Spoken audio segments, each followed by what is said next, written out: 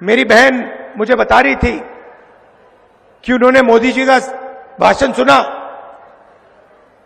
और उस भाषण में उन्होंने, मेरी बहन ने मुझे कहा कि जो हम बोलते हैं वही मोदी जी आजकल बोल रहे हैं। पता नहीं, शायद मेमोरी लॉस हो गया है।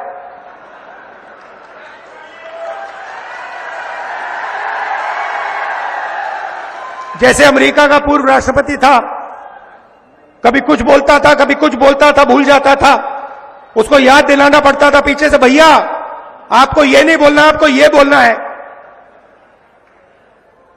वहां पे यूक्रेन का राष्ट्रपति आया और अमेरिका के राष्ट्रपति ने कहा कि भैया रूस के राष्ट्रपति पुतिन आए हैं।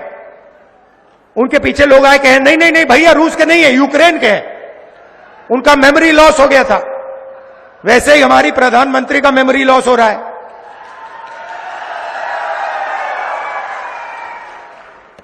पता नहीं, शायद अगली मीटिंग में आपके पास आएंगे, कहेंगे भैया महाराष्ट्र की सरकार सोयाबीन के लिए 7,000 रुपए देती है प्रति क्विंटल। मैंने कहा कि बीजेपी कॉन्स्टिट्यूशन पे आक्रमण कर रही है। वो कहते हैं कांग्रेस पार्टी संविधान पर आक्रमण कर रही है। हर भाषण में मैं कह रहा हूं, मैं इसको लेके खड़ा हो रहा हूं, कह रहा हूं कि भाई इस पर बीजेपी आक्रमण कर रही है। 1 साल से मैं बोल रहा हूं। मोदी जी को पता लगा कि लोगों को गुस्सा आ रहा है, तो मोदी जी कह रहे हैं, राहुल गांधी कह रहा है कि राहुल गांधी संविधान पर आक्रमण कर रहा है। मैं हर मीटिंग में कहता हूं कि 50% की रिजर्वेशन की जो दीवार है उसको हम तोड़ के परे कर देंगे।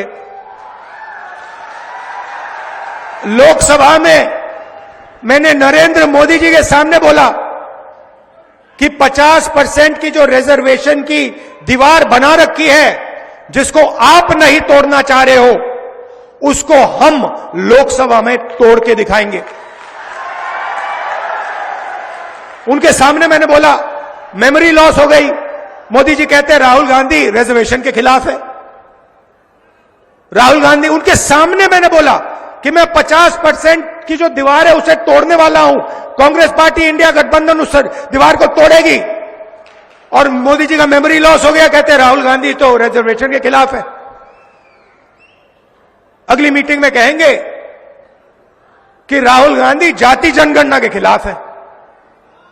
मैंने उनके सामने बोला, मोदी जी जाति जनगणना कराइए, देश को पता लगना चाहिए कितने दलित हैं, कितने आदिवासी हैं, कितने पिछड़े वर्ग के लोग हैं। देश को पता लगना चाहिए